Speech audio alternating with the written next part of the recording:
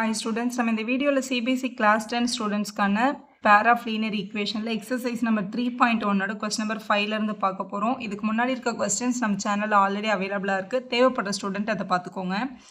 இங்க என்ன சொல்லியிருக்காங்கன்னு பாருங்க.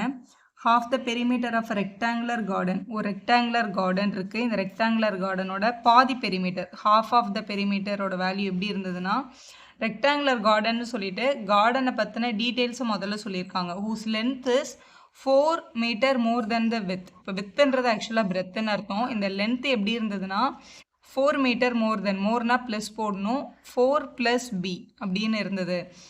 is 36ன்னு கொடுத்துருக்காங்க. அது என்ன அப்படின்னா half of the perimeterன்னு அர்த்தம். half of the perimeter of the rectangle, அந்த ரெக்டாங்கிளோட மெஷர்மெண்ட் இப்படி இருந்தது. half of the perimeter is 36 அப்படின்னு சொல்லியிருக்காங்க. half of the perimeter na half na 1/2, half na multiplication. Perimeter of the rectangle நம்மளோட சின்ன class formula 2 into L plus B. இதோட value தான் கொஸ்டின்ல 36ன்னு கொடுத்துருக்காங்க. இந்த 2க்கு இந்த 2வை நம்ம என்ன பண்ணிக்கலாம், கேன்சல் பண்ணிக்கலாம்.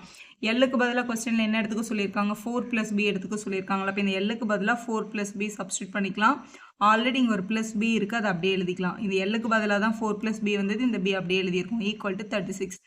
இந்த 1bயும் 1bயும் ஆட் பண்ணி 2bன்னு எழுதிக்கோங்க. இங்கே இருக்கிற ப்ளஸ் 4 ஈக்குவல் தாண்டி போனால் -4 ஆயிருக்கும். 36 - 4 மைனஸ் பண்ணால் 32. அப்போ b is equal to மல்டிப்ளர் இருக்கட்டும், அந்த பக்கம் போனால் டிவைட் ஆகும். அப்போ 32/2ன்னு எழுதிடலாம். அப்போ கேன்சல் பண்ணால் 16 அப்படின்னு கிடைக்குது. அப்போ இந்த ரெக்டாங்குலர் கார்டனோட பிரெத் வந்து கண்டிப்பாக 16 தான். லென்த்தையும் கண்டுபிடிக்கணும். ஏன்னா find the dimension of the garden கொடுத்துருக்காங்க. டைமென்ஷனாக லென்த்தையும் பிரெத்தையும் கண்டுபிடி அப்படின்னு அர்த்தம். பிரெத்தை கண்டுபிடிச்சாச்சு. லென்த் வந்து 4 plus bன்னு கொடுத்துருக்காங்க கொஸ்டினில். பிக்கு பதிலாக 16 நம்ம கண்டுபிடிச்சோம். அப்போ லென்த் வந்து கண்டிப்பாக 20 தான். கொஸ்டினில் வந்து பெரிமீட்டர் மீட்டரில் இருக்குது. அப்போ லென்த்தும் மீட்டரில் தான் எழுதணும், பிரெத்தையும் மீட்டரில் தான் எழுதணும். ஃபைனல் ஆன்சர் இப்படி எழுதி கம்ப்ளீட் பண்ணுங்கள். நெக்ஸ்ட் கொஸ்டின் பார்க்கலாம். Given the linear equation 2x plus 3y minus 8 equals 0, write another linear equation in two variables such that the geometrical representation of the pair so formed is intersecting line, first question, parallel line, coincident line. இந்த ஈக்குவேஷனுக்கு பேரா இன்னொரு equation எழுதணும். அவங்க ரெண்டு பேரையும் ஜியாமெட்ரிக்கலாக represent பண்ணும்போது first question intersecting line வரணும் அப்படின்னு சொல்லியிருக்காங்க. இன்டர்செக்டிங் லைன் வரணும்னா கண்டிஷன் a1/a2வும் b1/b2 நாட் ஈக்குவலாக இருந்தால் அவங்க தான் இன்டர்செக்டிங் லைன்ஸ். a1/a2 b1/b2 அப்படின்னா a1 a2ன்றது எக்ஸோட கோஎஃபிஷியன்ட், b1 b2ன்றது வந்து ஒய்யோட கோஎஃபிஷியன்ட். எக்ஸோட கோஎஃபிஷியன்ட்டும் ஒய்யோட கோஎஃபிஷியன்ட்டும் சேமாக வராத மாதிரி இன்னொரு ஈக்குவேஷன் எழுது அப்படின்னு சொல்லியிருக்காங்க. அது எழுதுறது ரொம்ப ஈஸி. இப்போ இந்த எக்ஸ்ன்ற கோஎஃபிஷியன்ட்டை நான் 2ஆல் மல்டிபிள் பண்ணுறேன், 4x கிடைக்கும். இந்த ஒய்யோட கோஎஃபிஷியன்ட்டை 3ஆல் மல்டிபிள் பண்ணுறேன், 9y கிடைக்கும். இந்த கான்ஸ்டன்ட்டுக்கு நீங்கள் என்ன வேணாலும் எழுதிக்கலாம், அதே நம்பர் கூட நம்ம எழுதிக்கலாம். இப்படி எழுதுறதுனால இப்போ இதை கோஎஃபிஷியன்ட்டை பாருங்களேன், மேலே 2 இருக்குது, கீழே 4 இருக்குது, 3 இருக்குது, இங்கே 9 இருக்குது. இப்போ இது ரெண்டும் கண்டிப்பாக நாட் ஈக்குவல் தான். ஏன்னா இது 1/2, இது 1/3. அப்போ இது என்ன ஃபார்ம் ஆகுதுன்னா இன்டர்செக்டிங் லைன்ஸ் ஃபார்ம் ஆயிடுச்சு. அப்போ ஃபர்ஸ்ட் கொஸ்டின் நம்ம ஆன்சர் பண்ணிட்டோம். ரெண்டாவது கொஸ்டின் பாருங்கள், parallel lines ஃபார்ம் பண்ண சொல்லியிருக்காங்க. ரெண்டாவது கண்டிஷனுக்கு parallel லைன் ஃபார்ம் பண்ணும். parallel லைனோட கண்டிஷன் என்ன, a1/a2வும் b1/b2வும் ஈக்குவலாக வரணும், ஆனால் c1/c2 மட்டும் வித்தியாசமாக வரணும். இந்த கொடுத்துருக்க ஈக்குவேஷனுக்கு இதான் ஈக்குவேஷன். இதோட இன்னொரு பேர் எழுத போகிறோம். முதல் ரெண்டு கோஎஃபிஷியன்ட்டும் சேமாக வரணும்னா எக்ஸையும் ஒய்யும் ஒரே நம்பரில் மல்டிபிள் பண்ணிக்கோங்க. இப்போ 2 எடுத்தோம் அப்படின்னா 2 2s are 4x, 2 3s are 6y. ரெண்டுத்தையும் ஒரே டேபிளில் மல்டிபிள் பண்ணுறதுனால அவங்களோட ரேஷியோ சேமாக ஃபார்ம் ஆகிடும். 8 மட்டும் 2ல் மல்டிபிள் பண்ணாமல் வேற ஒரு நம்பரில் மல்டிபிள் பண்ணுங்க. அதனால c1/c2 வந்து வேற ஒரு நம்பராக நம்மளால் மாற்றிட முடியும். இப்போ 8ஐ 3ஆல் மல்டிபிள் பண்ணால் நான் இங்கே 24 = 0 அப்படின்னு நான் எழுதிக்கிறேன். இப்போ a1/a2 கண்டுபிடிக்கும் போது இங்கே 2 இருக்குது, இங்கே 4 இருக்குது. அப்போ 2/4 = 3/6. இதுவும் 1/2 தான், இதுவும் 1/2 தான், ஈக்குவலாக இருக்குது. ஆனால் 8/3 மட்டும் 1/3 வரும். அதனால -8 - -24 மட்டும் டிஃப்ரெண்ட்டாக இருக்குன்னு நம்ம சொல்லலாம். கடைசி ஒன் கோயின்சிடென்ட் லைன்ஸ் எழுதணும்னா கோயின்சிடென்ட் லைனுக்கு 3 ரேஷியோவும் சேமாக இருக்கணும். அப்போ இந்த 3 நம்பரையும் ஒரே டேபிள்ஸால் மல்டிபிள் பண்ணிடுங்க. இப்போ 2 எடுத்துக்கிட்டோன்னா 2 2s are 4x, 2 3s are 6y, 2 8s are 16 = 0ன்னு எழுதிக்கலாம். இப்போ இவங்களுக்கும் கொடுத்துருக்க கொஸ்டினுக்கும் ரேஷியோ பார்த்தோம்னா முதல்ல இங்கே 2 இருக்குது, இப்போ நம்ம 4 எழுதியிருக்கோம், 3/6 எழுதியிருக்கோம் ஒய்க்கு. ஸோ இது ரெண்டும் ஈக்குவல். அதே மாதிரி -8 - -16ம் ஈக்குவல் தான். எல்லாமே 1/2 1/2 1/2ன்னு கிடைக்கிறதுனால இந்த பேர் வந்து கண்டிப்பாக கோயின்சிடென்ட் லைன்ஸாக இருக்கும். இந்த மாதிரி நீங்கள் ஓன்ல எந்த டேபிள்ஸில் வேணாலும் மல்டிபிள் பண்ணி ஃபார்ம் பண்ணிக்கலாம். நெக்ஸ்ட் நம்ம கொஸ்டின் நம்பர் 7 பார்க்க போகிறோம். இது ஒரு important big question. Draw the graph of the equation. ரெண்டு linear equation கொடுத்திருக்காங்க. Determine the coordinates of the vertices of a triangle formed by these lines and x-axis. இந்த ரெண்டு லைனும் x-axis யூஸ் பண்ணி ஒரு triangle form பண்ணுது. அந்த triangleோட vertices எடுத்து எழுதுங்க and shade the triangular region அப்படின்னு கொடுத்திருக்காங்க. எக்ஸாம்ல find the area of the triangle சேர்த்து நம்மள கேட்கலாம். அது எப்படி பண்றதுன்னு பார்க்க போறோம். முதல்ல இந்த கொடுத்திருக்க ரெண்டு ஈக்குவேஷன் எடுத்து எழுதிட்டு கிராஃப்ல லைன் எப்படி டிரா பண்றதுன்னு முதல்ல தெரிஞ்சுக்கோங்க. இந்த ரெண்டு லைன் எழுதி நான் சின்ன பாக்ஸ் மட்டும் இங்க போட்டிருக்கேன். ஸோ இந்த பாக்ஸில் இது எக்ஸ் ஒய் இங்கே எக்ஸ் ஒய்ன்னு எழுதிக்கோங்க.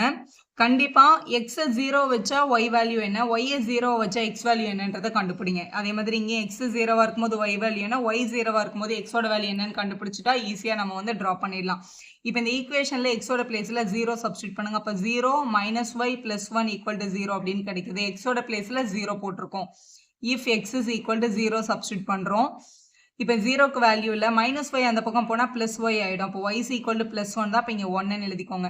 இப்போ அதே மாதிரி if y = 0ன்னு சப்ஸ்டியூட் பண்ணுறோம். இந்த ஈக்குவேஷனில் yக்கு பதிலாக 0 போடுறோம். அப்போ x - 0 + 1 = 0 அப்படின்னு கிடைக்கும். இதில் 0க்கு வேல்யூ இல்லை, இந்த +1 அந்த பக்கம் போனால் என்ன ஆகிடும், -1 அப்படின்னு கிடைக்கும். அப்போ எக்ஸோட வேல்யூ கண்டிப்பாக -1 அப்படின்னு எழுதிக்கோங்க. ஸோ இது ரெண்டுத்தையும் கிராஃபில் நம்ம பிளாட் பண்ணணும். ஸோ ஒரு கிராஃபோட பாயிண்ட்டை கண்டுபிடிச்ச உடனே கிராஃப் ஷீட்டில் அதை பிளாட் பண்ணிடலாம்.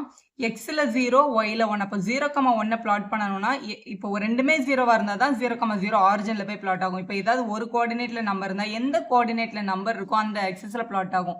இப்போ இது வந்து எக்ஸில் 0 ஒயில் 1 அப்படின்ற பாயிண்ட் வந்து ஆக்சுவலாக 0,1. இப்போ 0,1ன்ற பாயிண்ட்டும் -1,0ன்ற பாயிண்ட்டையும் முதல்ல நம்ம கிராஃபில் பிளாட் பண்ணிக்கலாம். முதல்ல 0,1 முதல்ல வந்து ஒரு கிராஃப் நான் வரைஞ்சிருக்கேங்க. ஸோ ரெண்டு இன்டர்செக்டிங் லைன் வந்து பர்பண்டிகுலராக வரைஞ்சிட்டு கிராஃப் ஷீட்டில் உங்களோட ரைட் ஹேண்ட் சைடில் பாசிட்டிவ் நம்பர், உங்களோட லெஃப்ட் ஹேண்ட் சைடில் நெகட்டிவ் நம்பர், அதுதான் உங்களோட எக்ஸ் ஆக்சிஸ். உங்கள் ரைட் சைடில் எக்ஸும் லெஃப்ட் சைடில் எக்ஸ் டேஷும் போடுங்க. அதே மாதிரி அப்வேர்ட்ஸ் மேலே போகும்போது பாசிட்டிவ், டவுன்வேர்ட்ஸ் கீழே வரும்போது நெகட்டிவ் நம்பர் போடணும். அதுதான் உங்களோட ஒய் ஆக்சிஸ். இப்போ முதல் நம்பர் 0,1 1 வந்து ஒய் ஆக்சிஸில் இருக்கிறதுனால ஒய் ஆக்சிஸோட 1 தான் நீங்கள் இப்படி பிளாட் பண்ணணும். இதுதான் உங்களோட 0,1. அடுத்த பாயிண்ட் -1,0 அப்படின்னு இருக்குது. அப்போ இங்கே பிளாட் ஆகும் -1,0ன்ற பாயிண்ட், -1,0 அப்படின்னு எழுதிக்கலாம். இந்த ரெண்டு பாயிண்ட்டையும் கனெக்ட் பண்ணுற மாதிரி ஒரு லைன் நம்ம ட்ரா பண்ணோம்.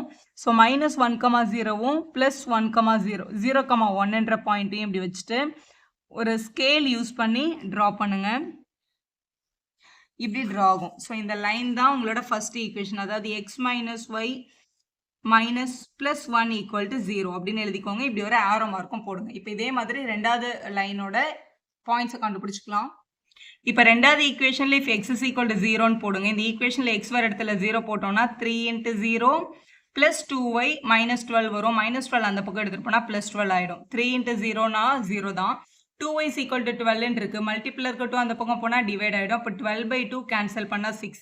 அப்போ எக்ஸ் 0வாக இருக்கும்போது ஒய்யோட வேல்யூ வந்து 6ன்னு கிடச்சிருக்கு. அதே மாதிரி y = 0 சப்ஸ்டியூட் பண்ணி பாருங்கள்.